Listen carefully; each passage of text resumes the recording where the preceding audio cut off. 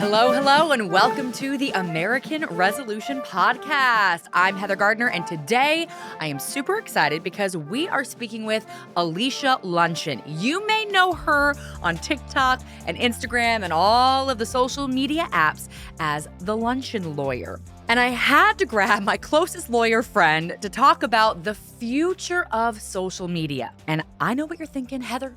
Why are we wasting time talking about social media when there are so many things that are happening right now in America? And you're right, but the future of social media, where it's all headed, how right-wing it's skewing,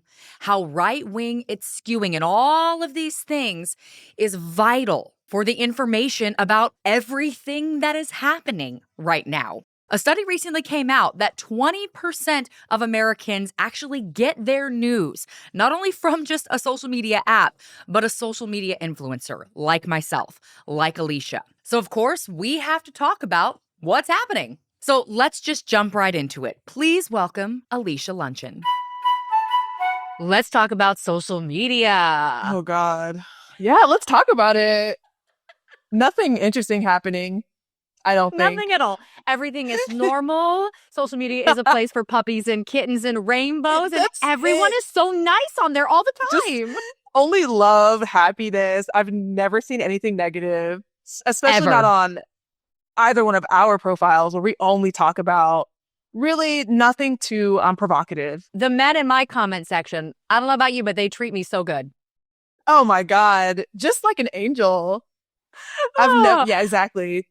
There's not many of them in my comment section, but whenever they do come, it's a delight, I think. A delight. I don't know if that's the word that I would use. You know, it's funny. I was trying to think of where to even begin with this conversation because, as you said, there's nothing important happening right now. Nothing to see here. Yeah. No, is so much happening and things are ever changing. I didn't know where to start. So I thought I'd ask you a question. Guess we can start with the reason that I asked you to have this conversation anyway was because we were chatting online, off public line, however you want to say. We were in our DMs going back and forth about Meta and Meta's owner, Mark Zuckerberg, really putting forth some drastic changes for Meta, which, of course, if you don't know, owns, I know you know, but if you don't know, listening, owns Facebook, Instagram, and Threads. They also own WhatsApp and a few other things too. But those are the big ones. Facebook, Instagram, and Threads. And there was some wild stuff in there. Do you want to run down what was stuck out to you? Gosh. That whole thread was insane. I couldn't believe I was reading it. It made no sense. You can't just state something and say that's the truth. Oh yeah, we're going to move our fact checking from California to Texas to, counter this bias about fact checking. Mm-hmm. This doesn't make any sense. It doesn't make sense at all. It makes zero sense. That was the biggest thing that I think that most of the mainstream media and even us, influencers and social media people, latched onto was the fact that, and understandably, was the fact that they were taking away fact checking. The thing that stuck out to me on that was that they said, sometimes these systems make mistakes and sometimes things that really shouldn't be taken down. And one mistake is too many mistakes. But he said that in the same sentence of saying drugs and violence and terrorism. And he's like, if we mistakenly take down one terrorism thing, that's too many. I'm like, what are you talking about? What are you talking about? It's awful. It doesn't make any sense. The only reason, so I transitioned, Twitter is a hellscape, unusable platform. Mm-hmm. So a lot of us left Twitter and went to Threads to try to recreate that space or feel comfortable. And for me, it's not really about not being in contact with conservatives or people on the right. I don't mind that, but Twitter just became so I couldn't scroll without seeing a racial slur or something about how women, actually shouldn't exist and shouldn't have rights or the bots. I mean, it's unusable. So we go to Threads and Mark Zuckerberg is like, I know you guys left Twitter, but actually we want to make this platform exactly like Twitter. We think Twitter is onto something fantastic. And it doesn't make any sense. Do you think Mark is probably just super excited to finally be accepted among the cool kids? I do. He's like, I just want to be like Elon. Yes, I do finally with the gold chain. Like, don't piss me off. He's frustrating me so badly every time I see him. I He's don't, trying so he's hard. trying so hard. It's like, stand up, stand up. Everyone's saying kiss the ring. I have something more explicit, I would say, as to what they're doing with respect to Mm, Donald Trump. But it's like, mm-hmm. get Mark Zuckerberg, Elon Musk, TikTok CEO. You have all these major oligarchs doing whatever Donald Trump wants. He's pulling the strings. It's like somebody get a Mm-hmm. backbone. This is ridiculous. So this Somebody get is a yeah. backbone is right. I mean, and Yeah. you're right. It's kissing the ring. I'll say it. Kissing his ass. I was gonna say that's what it I'll say it. is. I'll say it for you. No, straight up his ass. No, but and especially when they're talking about politics too, because I don't think we can have this conversation Mm, without talking about politics. First of all, because Mark said it himself. yeah, he He did. said, and you have to go back a little bit further to about, I want to say, about 4 to 5 months before the election in November of 2024, where Facebook and Instagram and Threads, the metaverse, if you will, which I don't think exists anymore, by the way, the metaverse, basically saying that we are not going to be promoting political speech. And they did that across the board for conservatives, for liberals. It was very vague. It was very confusing at the time for people like us. We're like, who you talk about immigration a lot. I talk about women's rights a lot. Is that political? I mean, inherently, yes. But Right, does that mean I can't talk about women's issues? Like, even from a non-political standpoint, we can't have hashtag women on the platform. It right. was it was very interesting, very controversial. And now, fast forward to after the election, and gosh, I want to play this clip because the way he said it made me so mad, and I've been thinking about it ever since. He's basically said, turns out people want politics. I'm gonna I'm gonna Oh, what do you go know? play in traffic right now. I can't. Wow. Shocker to nobody. I mean, this is Shocker our to entire nobody. niche. Like, and it was so encompassing. Like, even if you just talk about the law, like they were saying that even legal creators fall into politics. I'm like, this is so pretty much anything that I talk about. If I just talk about criminal defense or whatever, I mean, it is political, but so many things are. So what do you mean you're just going to limit political content Mm-hmm. conveniently right before the election? And not to be Mm-hmm. on a conspiracy theorist train, but it does feel like certain content was being suppressed. It Mm-hmm. did feel like more left leaning or democratic content was being suppressed, and we had to keep rallying. And if you want to see political content, make sure you click this button, go into your settings, have to show people what to do. And it's the Uh-huh. whole time people are craving for this content. Why do you think that CNN and MSNBC, they're all switching to digital? Because clearly that's where people want to consume their news. So it just was a Mm-hmm. ridiculous thing to say. And it didn't even have to be like a biased post. Like, I remember creating Yes. content that was like, hey guys, you need to joke on November 5th or whatever it was, whatever date it Yeah. was, November 6th. You Yes. need to joke because Yes. you couldn't even say the word You could not. vote. And the You Washington can't. Post, which, by the way, is owned by Jeff Bezos, one of the big three. Oh, we Um, love him. I have a running game in my head of which one I hate the most at any given day. This, for the purpose of Yes. this conversation right now, it's going to be Jeff, because this was on the Washington Post, but it wasn't even about, like I said, biased political speech. It was Hmm. like they were suppressing things that even told you how to Yeah. vote. Like, hey, are you in Los Angeles County? You can drop off your ballot Yes. at a box. Like, that was suppressed. And I don't know about Yes. you, but the second the election was over, views up, videos that I had posted weeks prior, all of a sudden shooting up to 1 million views. All of a sudden, after Yes. months of stagnant growth, I grew 10,000 followers in a few Oh weeks. my God. Yeah. You saw that too? Oh, I did. I think across the board, it got to the point Yeah. where I was like, do I just not post news Mm-hmm. or political content on Instagram. And now I think everybody is seeing explosive growth. And it goes to show it's not your content. It's not the quality of your content. It's the Mm-hmm. platform. The platform is not letting other viewers see it. I think also, Meta or Instagram, the app that copies every other app, they clearly want to be TikTok. And so we see them trying to push the short form content and try to get TikTokers to come over there. It's so annoying because it's like, where do we go? There is no platform. There's just BS across the board. Substack, TikTok, Instagram, Threads, they all have their problem. And I just want all of our oligarchs to like make up their mind. And please give us just like one platform that's normal, One if they platform wouldn't that mind. doesn't serve solely you. Can we think about the people? Think of the children. Think of the children. Now that we have the full picture, because the election was going on at the time, but now Yeah. that we see with straight up data how this was the social media election, this was the influencer election. Literally, an election was won on social media. So looking back now and thinking about the type of content that was suppressed, it does seem like there was a thumb on the scales, especially for Instagram or whatever, but a thumb on the scales in the opposite direction for Yes. X, which explicitly, I mean, AOC has come out and accused Elon Musk of juicing the algorithm to boost right-wing content, right? Make it more viewable or seeable. I will say, like, there hasn't been an investigation. This is counter to what they're saying, but that's what she said. I'm inclined to Come believe on. that Yeah. conspiracy theory if you're asking. Yeah, I mean, it takes one scroll and you're Mm-hmm. bombarded. It's like I can't even, if I go there, I have to stay off of the For You page because Mm-hmm. something is going to enrage me.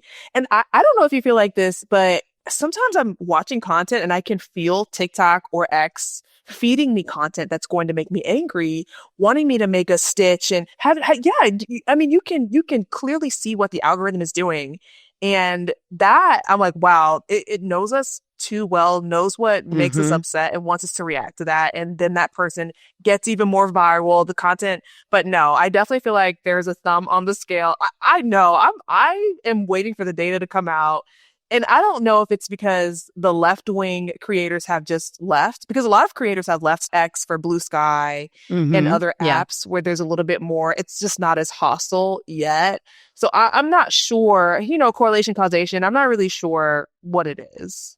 I am on those platforms. I'm about on any of them Mm-hmm. that you can possibly be on. Blue Sky, I will say, is maybe my least favorite. Like, if I'm just going to spend time there, it's my favorite. But I mean, the thing that I do, why I do social media, and maybe this is why you do social media too, is to educate people. I feel like I'm just talking to people who agree with me already. And like, Yeah, yeah, that's right. nice to be validated like all the time, but I actually welcome conflict that doesn't get abusive. Like, there's a Agree. line, but I actually welcome people who think differently than me, who want to get in the comment section and have a respectful conversation. It's just, even when we disagree, just Blue Sky to me just feels like an echo chamber in a lot of ways that like X probably feels like an echo chamber now to like right wing kind of stuff. But you're not wrong here when you talk about Republican versus Democrat. And even though there is no data to support that they're juicing the algorithm on X to boost right wing content, there has been studies that have shown that Elon himself juice the algorithm to boost himself. Whether you are following that man or not, you will see You his will. very racist, very anti-Semitic, Just all the whatever it is time. that he is on for the day, you are gonna see it on your page. But this is this is from the New York Times. Liberals are left out in the cold as social media veers right. If the election underscored anything about the internet, it was the ascendance of social media platforms for the right. That put Democrats at a disadvantage. hmm I I believe don't know it. what to I mean, make about that. we were at one of the many like little summer events where we met out on the campaign trail. I remember we were talking about how conservative content is outdoing liberal content by crazy margins. I don't know if it was Mm-hmm. 100 to 1. The margins Mm. were just insane. And I saw it happening. I mean, I believe Yeah. it. And I don't know.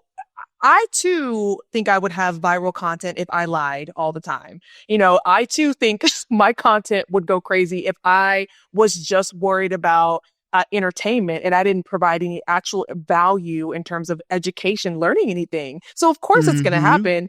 And it gets us into this conundrum where I'm like, okay, if this is the field that we're playing in, how do we play in this field where it's not about the truth?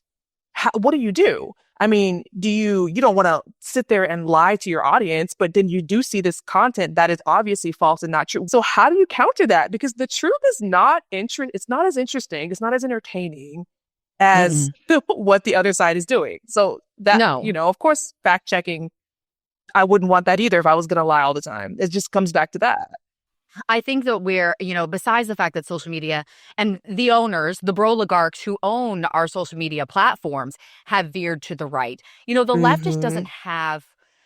does not have a billionaire to back us up. And I Yes. honestly, like, devil's advocate, I understand why. Like, I spend a lot of my time on social media talking about raising taxes for these people. Yeah. No Facts. billionaires knocking on my door trying to get that message out, and I don't Facts. blame them. But the problem that I'm seeing, yeah, right? Go figure. The problem that I'm seeing now, though, is when everything is so right, and it's like, how do we catch up? And it's not even like a win-lose, like Democrats versus Republicans, like who's going to win elections. To me, it removes choices for the people. Because when you're only fed one certain thing, that doesn't become a democratic process. That becomes a propaganda machine. When people are only given the meanness and only given the things that's actually not true, that's propaganda. And I don't know how, like, yes, how do we play in terms of like winning elections, but how do we go on as a society? I'm putting a lot on you right now. Feel free to not Yeah. have the perfect answer. No, I don't. I mean, this is the question. We're all trying to figure this out. And I find myself, it feels like we're currently in a repeat of 2016, or 2020. Like, I feel like I've done this before. I've made that content about Trump. I've talked about Trump Mm-hmm. constantly to the point where I didn't even want to talk about that man anymore because I was Yeah. tired of saying his name. And the content just gets more and more inflammatory on both sides. This is not Yep. just a right wing thing, it's a left wing thing too, because everybody's trying to get views. And I actually have a little bit of hope because I do think people are kind of veering towards, all right, I just want someone to kind of tell me what it is. In an entertaining way, sure, but you don't have to make it all glitzy. You don't have to cuss me out. Though if that's how you talk, that's how you talk. And I'm fine with that because Lord knows I've cussed a few people out. But I think people are Same. looking Same for girl, like same. more, yes, you do. But I think people are kind of getting a little bit sick of that because I kind of feel find myself getting tired of the theatrics and the political theater. So I Mm-hmm. have just a little bit of hope that we're moving out of it, but that's, eternal optimism. I do have a little bit of hope too. I said, like, the saddest thing to me, like, besides, of course, like the pain that we're literally already seeing, like all of that stuff. But when I thought about this for my work, I literally, like, the day after the election, I was in New York City, had way too many margaritas because that's how I coped with my feelings. If you buy her one margarita, she will spread her legs. Um, and just thought, I even like sent a text over to my manager and I was like, I just did not want to just react to this man for the next 4 years, like in I terms of like know. my job. And you're right, it does have to get inflammatory. Like I'm dressed up right now. I'm literally going to stop our conversation and then go make a reaction video to him because, and I'll be honest, like, we're talking about social media, I'll talk about my numbers and stuff. Like, this past week after the inauguration, I tried to do some of my, like, regular content that falls in line with what I'm trying to do, like, in the world, enlighten you about emergency rooms. And, oh, no, nobody cares. Nobody Nobody cares right cares. now. Yeah. So I'm going to make a shift, too, just to give at least the audience that I have, what they want, which is really, it's hard to Right. do on social media. It's hard to put the pulse on the thumb there, but or the fingers on the, you know what I'm trying to say. I It's know what you're hard. It's saying. hard to pinpoint it, No, you're but you're so right. No, no, go ahead.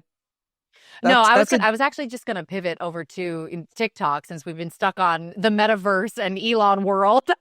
Because yes. oh, there's nothing happening over on TikTok either. It's funny when we were mentioning, how things had shifted so drastically during the 2024 election. I remember a time on TikTok when that was the left's space.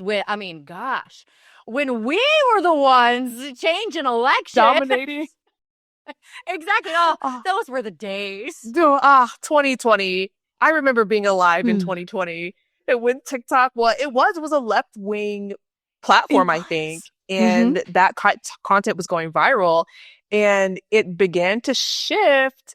But I wasn't seeing it because I do think my FYP, you build it brick by brick. TikTok knows you Right. so well, which is why Mm-hmm. that algorithm is so coveted. So I wasn't really seeing a whole lot of right wing content. I had Same. long ago blocked, yeah, same for you, blocked a lot of those creators. But so little did I know, they were making bangers in terms of numbers. Like whether you agree or not, that content was going crazy. Charlie Kirk, I didn't even know Charlie Ugh. Kirk was on TikTok. And just to go to his page and see that he's freaking extremely popular on TikTok and he wants TikTok to not be banned, that is a big red flag. I'm like, oh, this might be a little bit, the tide has certainly shifted. The whole conversation about the ban, it just honestly, it makes me so mad right now because it feels like I feel like Trump in general is like my toxic ex who I can't get rid of, Yes. even though I'm Can't. trying so hard to get rid of him. He just keeps coming back and ruining my life. But in terms of TikTok, like that felt like a toxic situation. That was like classic gaslighting. And when TikTok went down for like the 14 hours that it went down, Dramatic. and then it came back with that message about Trump, I lost my Yes, shit. me I was like, too. are you kidding? Like, it is just so blatant. The whole saga with the Democrats. Mm-hmm. And of course, it was a bipartisan bill. The Democrats might argue that it wasn't because there was a humanitarian aid package involved. We can, Yeah. whatever. Well. Long story short, everybody signed on to the bill. It passed, and Mm-hmm. Joe Biden was president, right? So at that point, the TikTok CEO is like, well, what do I do? From my perspective, this Democratic administration has banned my app. I have this incoming administration who now Donald Trump has changed course and said, well, maybe TikTok should be saved. So what does he Mm-hmm. do? He wants to save his company. So he's going to go get on his knees, kiss the ring, do what needs to be done to Donald Trump. And that's exactly what we saw. But it was just so OD.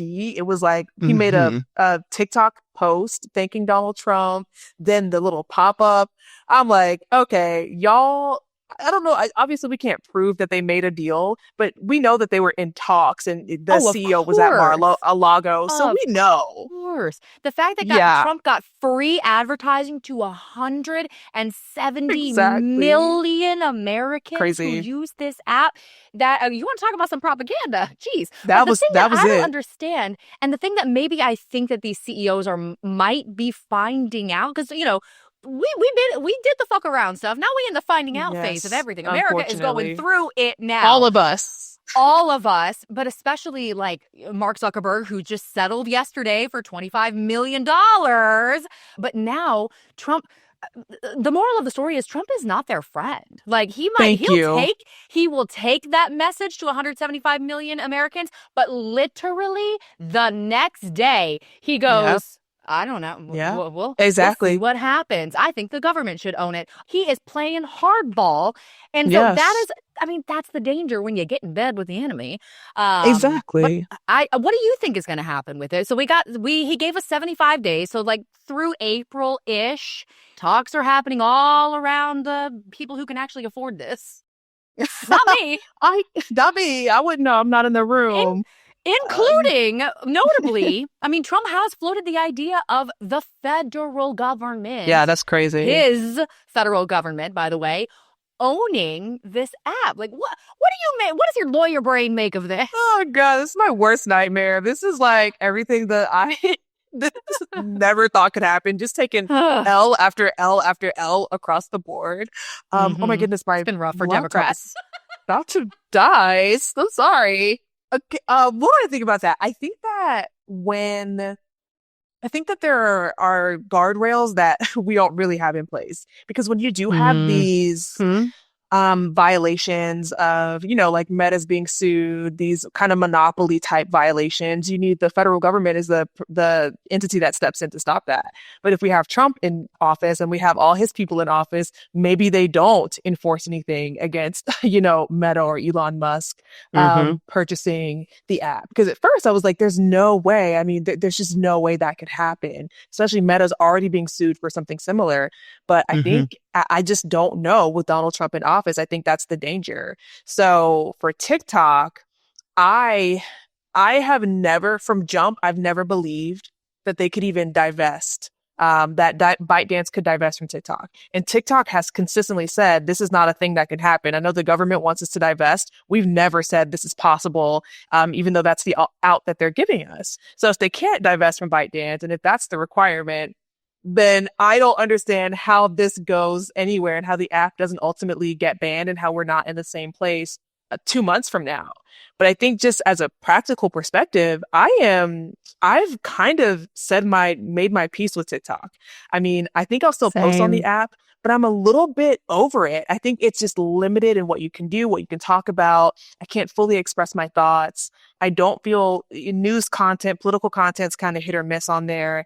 And the other platforms are coming for their spot. I mean, Instagram can't stand you either, can't stand Meta either, but I think it's actually showing our content to people who want to see it. At least you get the views. I mean, that's the thing. I have 3 times the following on TikTok that I have on Instagram, and my videos on Instagram go. I mean, like I have a video that I posted yesterday that's sitting at like 300 views. Yeah, that's amazing. Which is it's not amazing. I thought you said 300,000.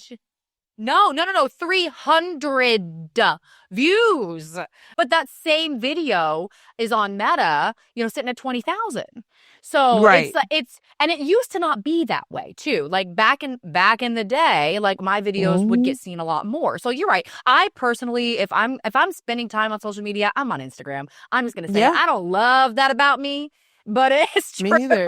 But it's what it is. I mean, I've seen that with a lot of people in the kind of cohort, the news or politics space, transitioning over to Instagram and seeing a lot of success on Instagram. So I don't know what's going on with TikTok, but I do know what's going on. And my theory is it became kind of like a gossip app, a kind of a trending story app, but not news and politics, just whatever was the topic of the day, which could be a relationship or some reality TV tea.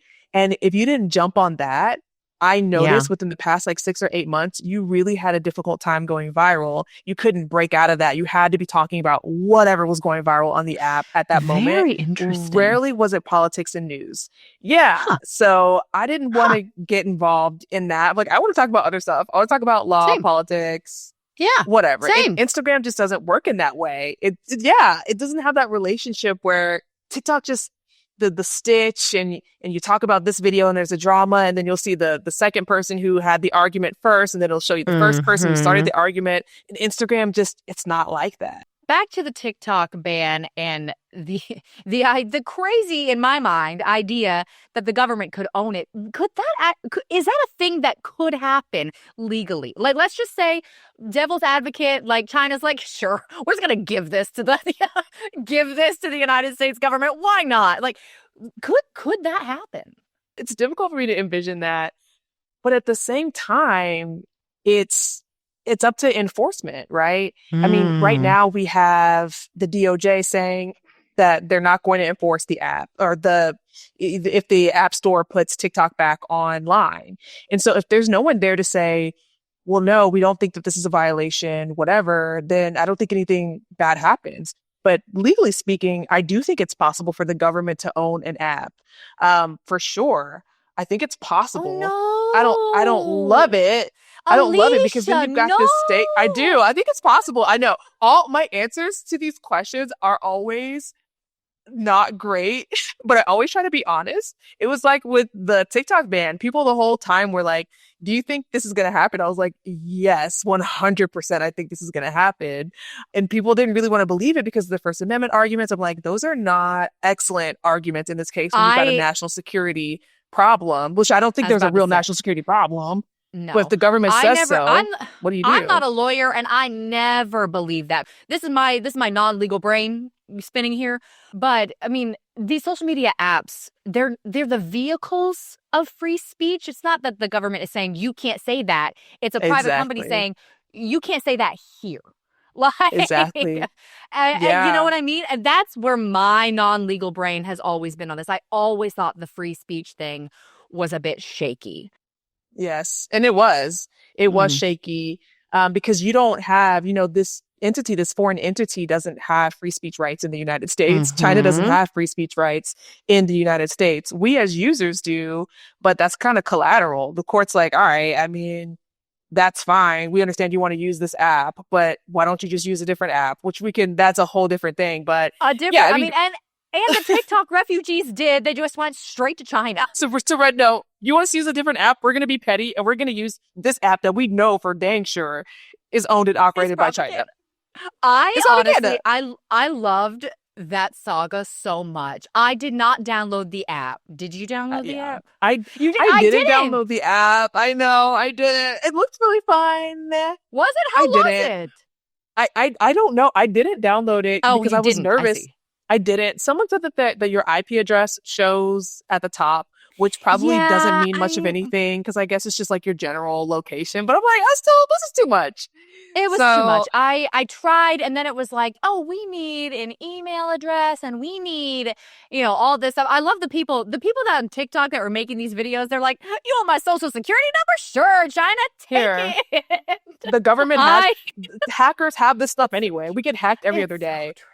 It's so So true. I mean, it's just not a concern for most people about their data. But yeah. the government basically is our mommy and daddy, and they say we don't care that you don't care. We care, and as a result, you don't get to share this information. And that's pretty much the argument.